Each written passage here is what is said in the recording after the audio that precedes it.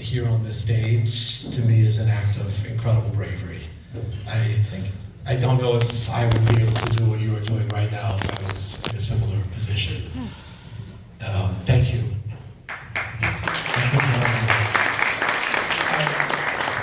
I'd like to ask you first, to the extent that you are comfortable, and Milet, I'll start with you. If you could tell us your story from that horrible day. Thank you, and thank you everyone for being here. I know it's not easy. I'm here bearing witness, and I really appreciate that. My name is Milet, as you already know. And on October 7th, I had one of the most amazing party ever, the most beautiful festival. And as you already know, 6:29, the music stopped. And we saw the massive barrage of rockets. Within a few minutes, I realized that I have to escape. I tried to get as many friends as possible in the car and to improvise a way out. We're still functioning as a community. There's a lot of us trying to escape, but we're not cutting lines. We're trying to get out of it together. And I got us to the main road, and I'm making a right turn, but as I do that, trying to get ahead, we had a pickup truck with, I would say, 8 terrorists shooting. The car before me, they're all gone. But I was able to make a very quick U-turn. I'm trying to escape to the other direction, but what happened was that the terrorists waited on both ends. They knew that this is our only way out, so they're closing on to us. We decided we're gonna ditch the car, run towards the fields. We want to follow the sun since we just saw the sunrise, so that's east, and that's the opposite side of Gaza. That is the plan. But it's not really doable because wherever you go, you have more people screaming that they're being shot at, that we need to go to the other direction. So we find ourselves in this sadistic game going back and forth in between the terrorists. At a certain point, I saw this group of soldiers, so we ran towards them. But then we noticed they're carrying RPGs. I don't know if you know what that is. It's something in between a gun and a missile, a very large weapon. But then when we saw that, we realized that these are actually terrorists that stole uniforms in order to confuse us. So now they're like 100 yards away from us. We have to run to the other direction, but that also means to run towards bullets. You can hear the whistle above your head, and you just start to see a lot of people falling down.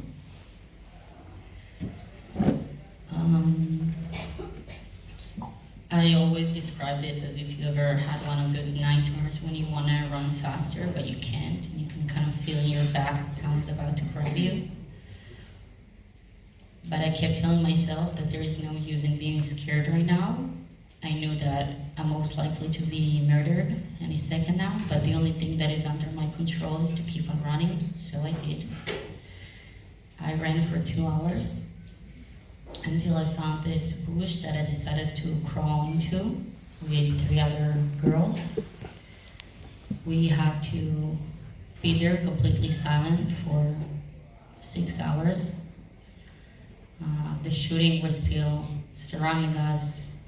It kept getting closer and closer to the point we can hear them walking and talking and laughing, which for me was the worst part. We heard this guy that was hiding near us screaming, "They found me, help," and then just a lot of shooting. We saw a couple of them, and at that point, I started to pray that a rocket will hit me, because it was very clear to me that if they will see me, they will rape me. And it fell to me with the outfit that we have at those festivals, since it's the safest place for us. It felt to me like I'm dressed up for them. And I just hated myself. I know it's not on me, but this is how I felt. We had a crazy miracle because they just didn't notice us. But the fact that they did what they did to so many girls and actually to some of the guys is something that we have to speak up about. That they're still doing to the hostages. I kept thinking about my siblings. I knew that I need to be the sister they deserve. I knew I have to still push forward, have hope, and try to get out there. I created this network of people helping, and we got to Rami Davidian. I don't know if you saw his testimony in his film. And him and Leon Bar, may he rest in peace, helped to rescue us out of that bush. We waited 3 more hours in a village nearby in a shelter, and at 7 p.m. we were finally completely rescued. And before I finish and allow you to say your story, I just want to share with you my favorite quote of all times, because I think it's an important part of my story. It's in Hebrew, but this is my translation. It's by A.D. Gordon. It says that there will not be a victory of light over darkness until we recognize the simple truth that instead of fighting darkness, we should turn off the light. Thank you.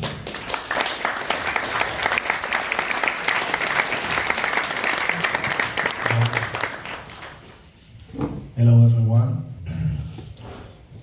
My name is Ron Segev. I'm 38 years old, and before I start, I just want to share with you that I haven't shared my story for almost a month, so I'm a bit excited right now, and it's also like a huge event for me. Thank you. My heart beating like crazy right now. So, the beginning of my escape is quite similar to Milet's escape. We were driving through the emergency escape to the main road. It took us almost 30 minutes to get into the car and start driving. So we got to the main road around 7 a.m. And we had two options, either to the right or to the left. Right side was towards Khaim and the left side was towards Be'eri. We saw that on the left side there is a huge traffic jam, so we decided to take to the right. My friend Adir was driving the car. He was with his wife Sarah and I was with my brother Dan. And as soon as we turned to the right, we saw a group of cars coming back from Khaim. They stopped next to us, we asked them what's going on there, and they said the terrorists are at Khaim Junction and they're shooting at us. So at this point we made a U-turn and we got stuck in the traffic jam, and a few minutes later the terrorists arrived and they started shooting the cars behind us.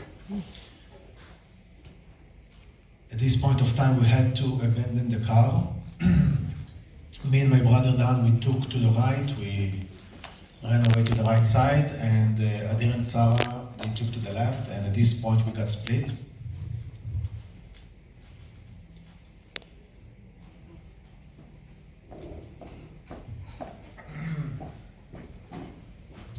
At this point we got split.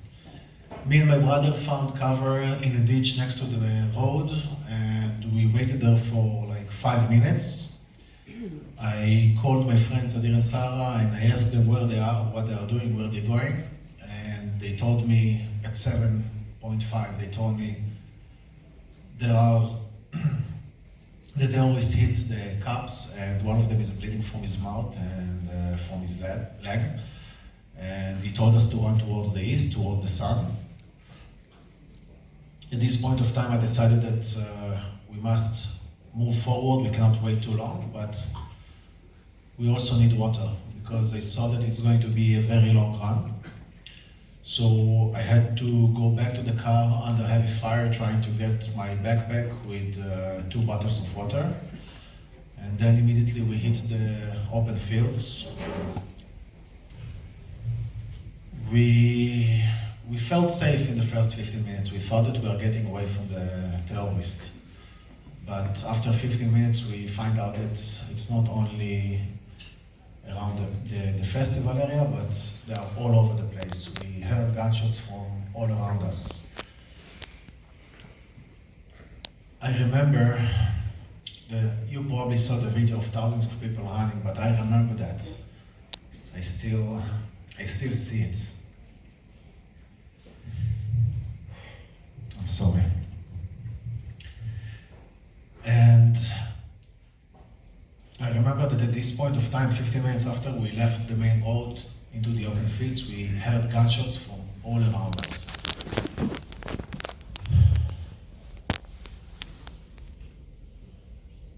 I'm good. And I remember I told my brother, from this point, we are not stopping, no matter what happened. We keep running. A few minutes later, the shots were directly at us, and we slid down a little bit to find cover. It was a valley, and he said, the worst thing I could hear. There are no ambulances all over the south. You are on your own.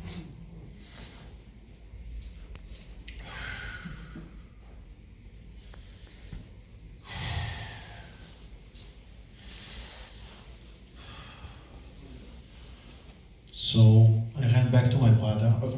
Before that, he offered us to go inside of Khaim to the police station to get first aid. So I ran toward my brother and I asked him, what do you want to do? And he said, Ron, please take me to the hospital. I don't want the police station. I got back to the car, we started driving, and I don't know if you heard what happened in the Ofaki police station, but it was terrible. And again, I'm driving very fast. I didn't stop to any red lights. And at some point, we got to the roadblocks that the police made. And suddenly, when we get close to that, we see all the guns and the rifles pointing at us. So we had to open the windows and wave with our hands and scream, we are Jewish, let us go in. And we had 3 roadblocks like that we had to go through.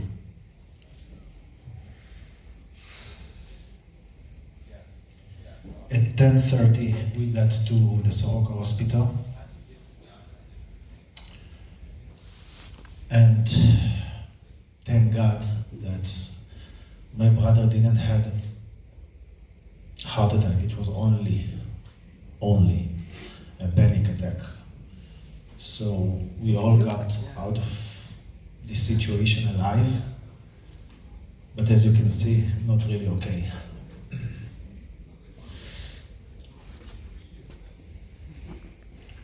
We didn't stay too long in the hospital. I think we've been there for 3 hours. And then a family from Beersheba decided to bring us in and host us. But I did see a lot of soldiers and police officers and also some of my friends getting there with gunshots all over their bodies. And yeah, that's my survival story. It's very dangerous to be low, and it's funny, but I know that from PlayStation games. And I told my brother, let's go back up. As soon as we climbed back to the dirt road, we heard gunshots at the bottom of the valley. We kept running, we couldn't do anything. The only thing that we could do is just save ourselves. I'm sorry. And we tried to stop cars to take some wounded people and ladies. Some of them did stop, some didn't. It was a crazy situation. But then again, at some point around 8 a.m., we heard gunshots and the bullets were flying just centimeters above our head. And we decided to slide down a little bit to the valley, but not all the way. We stopped after 3 meters, and as soon as we stopped, I turned my head back up, and I see 2 terrorists on motorcycles. I saw the gun of one of them. It's very difficult to remember this moment, I'm sorry, but I was sure that I was going to die at this point of time. All they had to do is to turn their head to the left side and they would see us, and it would be very easy to either kidnap us or just shoot us in the head. I remember I closed my eyes. I started to separate from my family, my friends, and after 10 seconds I opened my eyes. They are still there, but they are not looking at us. Few seconds later, they just moved away. So we climbed back up, and just a moment.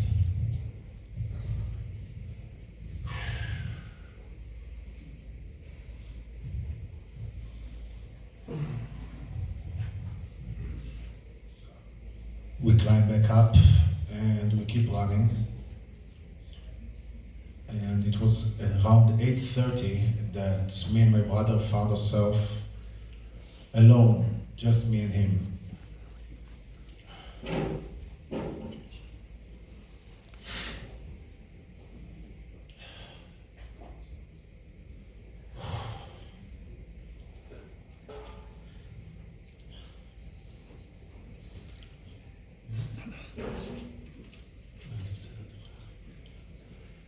So the terrorists were shooting directly at us. And we find cover behind an abandoned car. We were just laying down on the ground on one side of the car, and they shoot the other side of the car.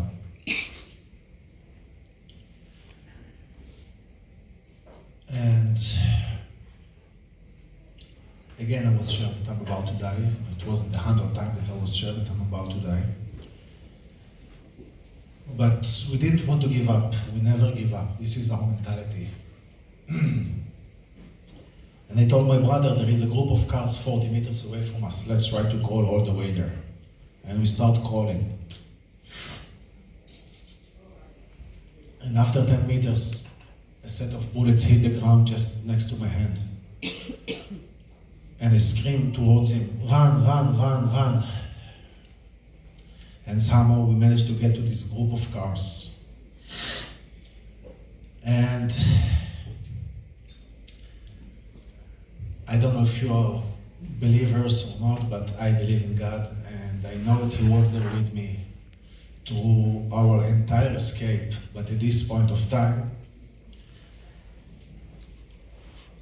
I felt like He's directing me directly to a specific car that was abandoned there and left running. So we took the car and we ran away.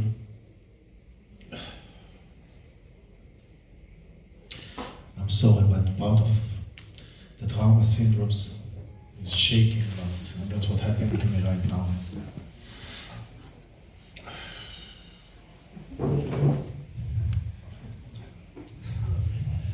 So we took the car and we drive away from the terrorists, and slowly people run towards us, asking us to save them. Obviously, we opened the doors and tried to save as many people as possible, but we always had in mind that we must find our friends at Deir el-Sahar. We are not going to leave them behind. And we were looking for them for another hour. At some point, I had to drive back towards the heavy fire. One of the ladies in the car, she begged me not to do that. But I told her that there is no chance that I'm leaving my friends behind. And thank God, after an hour, we found them. And then we were aiming to get out. We still didn't know what's going on, so we thought, let's try to get to the kibbutzim. Maybe we will be safe there. And we were about to enter to Be'eri.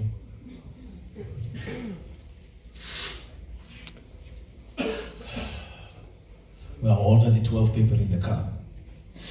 And for some reason, we decided to make a U-turn. We decided that something looks wrong. And at this point of time, I just made a U-turn.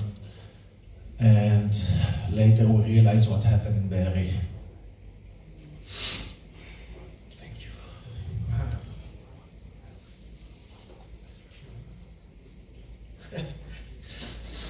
It's not used. Okay, so at some point we managed to get to the main road, and as soon as we get to the main road, my brother told me, Ron, I think I'm having a heart attack. Now I want you to understand how it looked, 12 people in the car.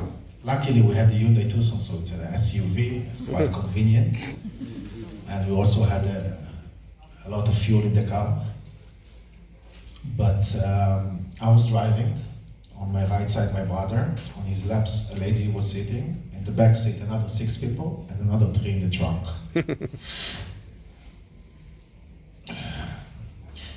So, as soon as my brother told me, I think I have a heart attack, I told my friends to try to get directions, ways to the nearest hospital.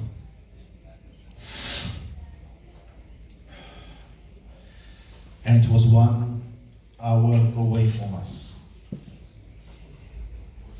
I thought to myself, my brother don't have 1 hour. So I hit the gas and I was driving 180 kilometers per hour. It's twice the speed limit.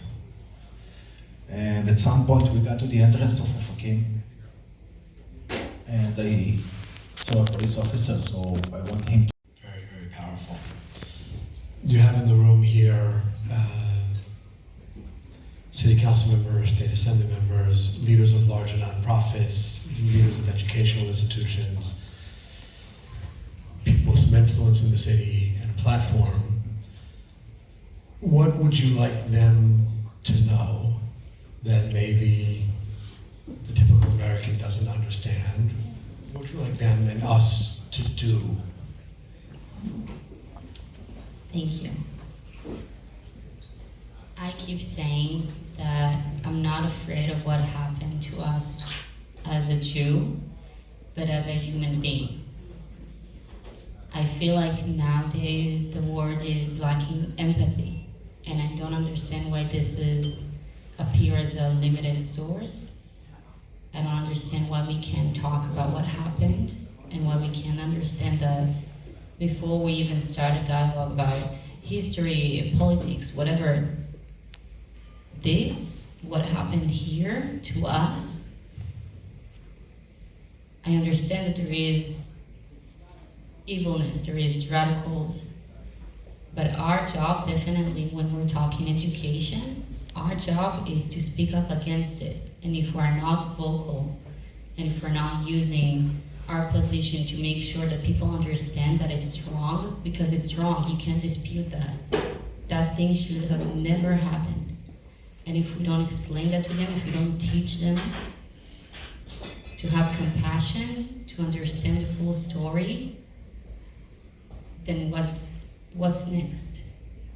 We have to assure that the world that we're living, for us, this is, we survived that day, but we're trying to survive every day since. And we're trying so hard to have faith again in humankind. And we need you in that. We need you to be active. We need you to educate them. We need you to raise the next generation to ask questions and to be good people. Because after witnessing that, I'm not gonna let them to change my heart. I'm not gonna become a bitter, vindictive person. But I'm gonna do the opposite, and I'm dedicating my life to spread love and light. And we have to be there together. We have to make this our life mission.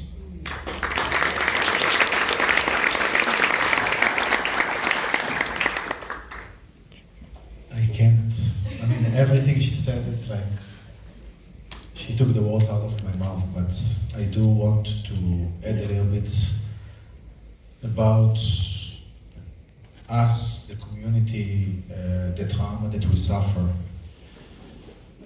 You could see right now live some of the symptoms that I suffer. There are many others. And I've been suffering depression for 4 months.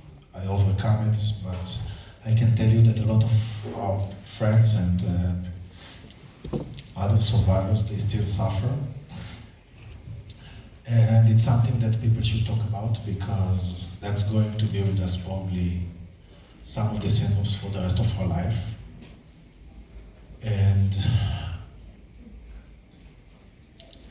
I do want to say that, just like Milet said before, we should educate the young generation to love, to help, to bring the light to the world, to accept others. And I'm not talking only about the Jewish people. In general, that's what we need to bring to this world. This is what our community tried to bring to this world.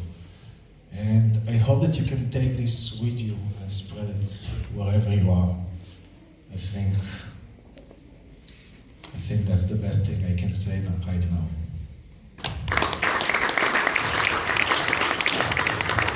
We're almost out of time. It's so powerful. the saying of the movement that's coalesced among the survivors of Nova is, "We will dance again." We have it on the podium here, we have it on the big sign back there. I want to be honest that to, I think, a lot of American ears, this is maybe a little surprising. And I would like, if you could explain why this is such an important idea to both of you. Of course. Well, we have Yom Zikaron and Yom Ha'atzmaut coming. I don't know if you know about those holidays, but we have the Memorial Day followed by a celebration. Celebrate of our independence. It's about our mentality, but I think for me, I can say I returned home. I discovered that my family is not just waiting for me, but also for my cousin that sent the message the same morning that he was shot. And you know, the first few days, you discover about more and more people that have been taken hostage or was murdered. We had to find out, they posted on Telegram a lot of the images. This is how we found out about my cousin being murdered. There's so many funerals of young people, and my heart, I could feel how it became numb. I was very confused, and I kept thinking that I'm still in that bush. I had a lot of panic attacks. I obviously still do it. We all do. It's a part of our life. But we are a community that is based on the values of love and love for others, love for nature. Be who you want to be. It doesn't matter where you're from, what's your religious, what's your color.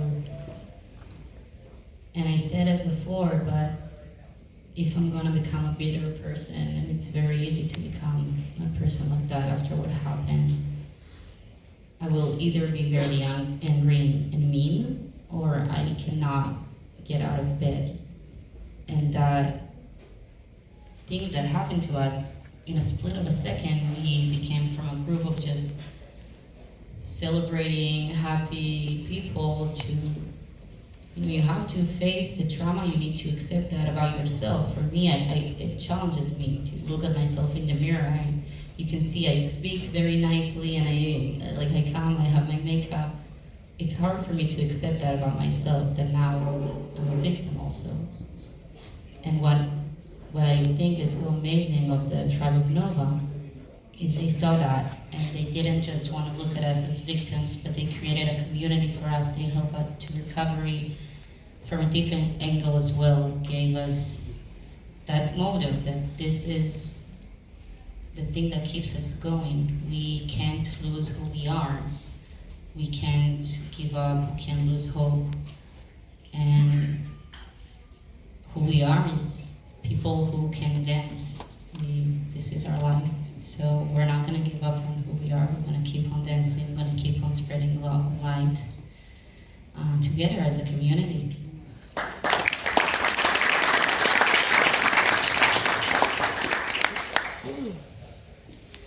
Going to festivals like the Nova Festival, that's a major part of my life during the last 15 years.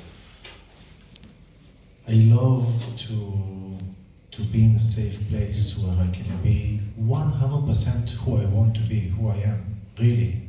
Not fake it, not just be who I am and dance. And I'm not going to let anyone, no matter what, to take it from me. I'm going to dance again, I already did. But now I feel like the urge to dance more than ever. I feel that I'm not doing it only for myself, but also to the fans that we lost. So that's why, for me, this sentence, "we will dance again," is very, very powerful. And that's it.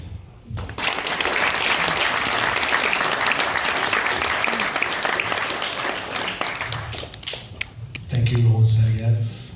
Thank you, Milet Ben Chaim, for your bravery, for your eloquence, for the incredible